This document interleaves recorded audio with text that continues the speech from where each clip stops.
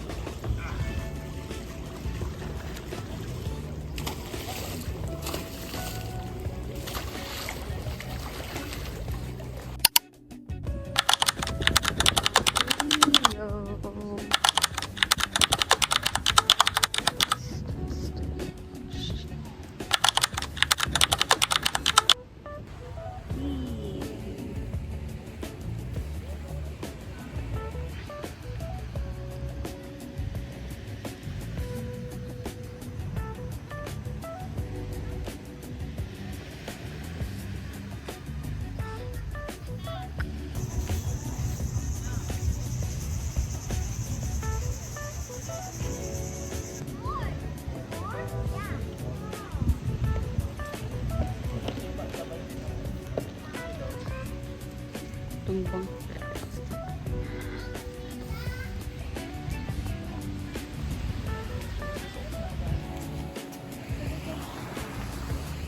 Hey, say hi. Hi.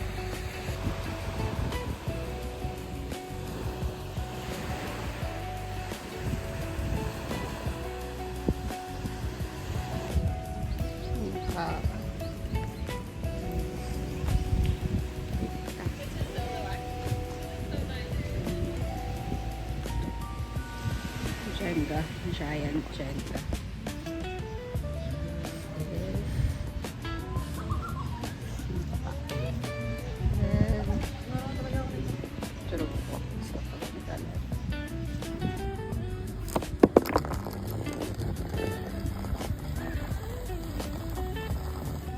Water Village. Ang laki ng TikTok road nila. Ano tayo? X.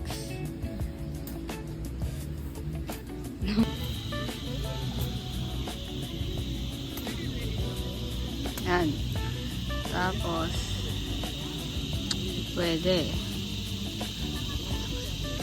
Ang hirap maglaro ng TikTok tong pag mag-isa ka lang.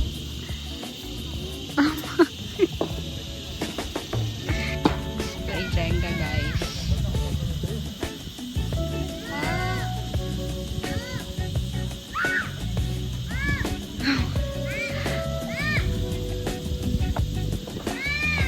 Pwede. Hulog ba ito? Ay, hindi. Hulog siya.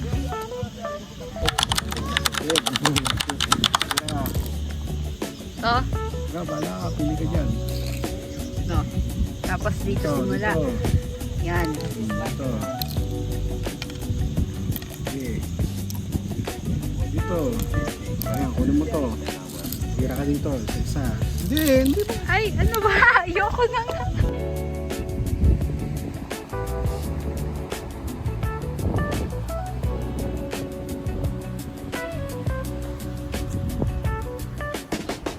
We're walking. Pagpipicture kapatid ko sa may doon banda sa may parang bridge na ewan. Hihinga lang. Ba't makatagi? Leo is Leo. I love it. pupunta kayo ng Rilo, go here sa Rio. Worth it. Oo, pupunta kami ng Seda. We're gonna have dinner. It's 5 to 10 minutes walk. Depende sa lakad mo. Tayo pupunta. Lakarin lang natin siya. Hinihingal ako. Ang init. Look at that view. Maganda pala yung sand nila here. Hindi na siya. Taran! Kaso yung tubig nila is hindi siya kasing blue, grayish, whatever. Compare din sa mga pinupuntahan ng mga tourists island hopping. Iba yung tubig dito pero crystal clear water naman siya. Fine sand. Love it. Kami, nakarating kami dito mga around 3. Konti lang tao. Pero pag patak ng 5, siguro sunset, medyo madami na siya. But don't worry. Hindi mo siya ganong ka-crowded.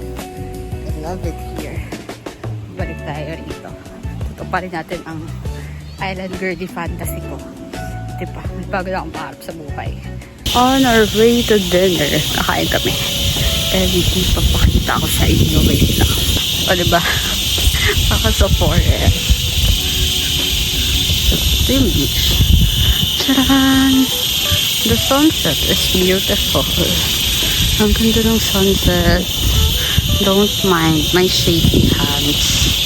Maalog-alog yung video. Kasi naglalakad ako. And masaya maglakad-lakad around here. If you want a quick escape, you should go here and live that island girly fantasy for a while, I guess. Worth it, guys.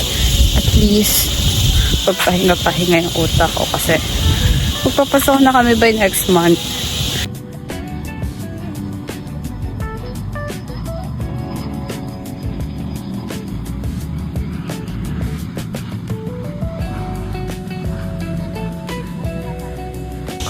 Welcome to Seda.